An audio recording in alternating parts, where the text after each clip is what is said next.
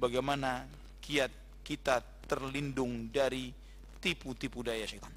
Bagaimana kiat agar kita terjaga dari bisikan-bisikannya dan godaan-godaannya.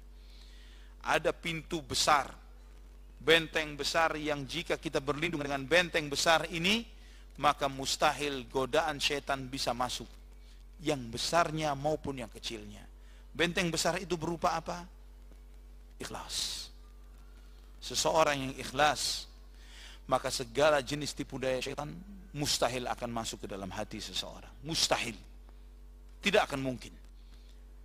Jangankan kita, iblis pun tahu. Iblis sendiri tahu bahwa dia mustahil menggoda hamba Allah yang ikhlas.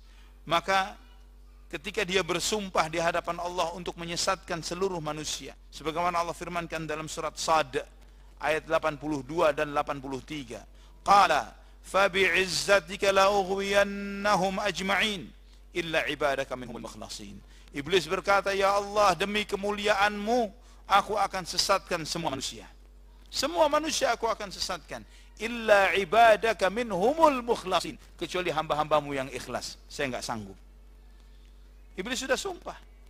Satu saja yang tidak sanggup, orang yang ikhlas. Maka sebagai contohnya, Nabi Yusuf alaihissalam,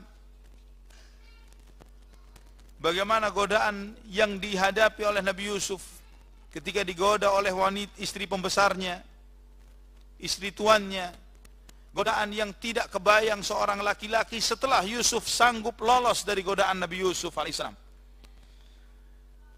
Digoda oleh wanita tuannya dan dia sebagai seorang budak, ditutupnya pintu-pintu, dia berdandan dengan cantiknya, dia menggoda Nabi Yusuf alaihissalam. Nabi Yusuf sendiri seorang budak, jauh dari kerabat, jauh dari keluarga, tidak perlu takut aib dan malu dan yang semisalnya.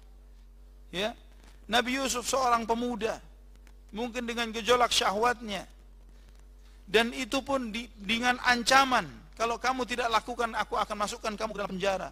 Dengan beragam tipu daya ini Nabi Yusuf selamat. Kenapa?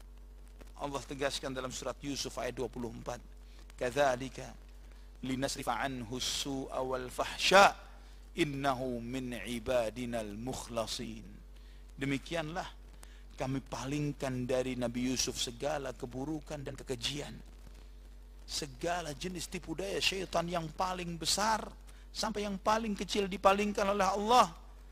Kenapa? Innahu min ibadinal mukhlasin. Ayat 24 dari surat Yusuf, sesungguhnya dia di antara hamba-hamba kami yang ikhlas.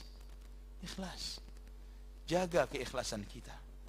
Jaga agar setiap ucapan, perbuatan kita karena Allah, memberi kita karena Allah, tidak memberinya karena Allah, mencintai karena Allah, benci karena Allah, itu ikhlas. Ketika kita masuk dalam benteng ikhlas, ikhwatal iman, maka segala jenis tipu daya syaitan tidak akan bisa masuk. Namun ikhlas ini aziz, berat, tidak mudah. Ikhlas ini tidak mudah. Perjuangan seumur hidup. Mudah kita mengucapkan inna salati wa nusuki wa mahyaya wa mamati lillahi rabbil alamin, gampang. Ya, tapi coba kita buktikan, betulkah salat kita karena Allah? Korban kita karena Allah? Hidup kita karena siapa? Hidup kita dari bangun tidur sampai tidur lagi karena siapa? Mati kita karena siapa?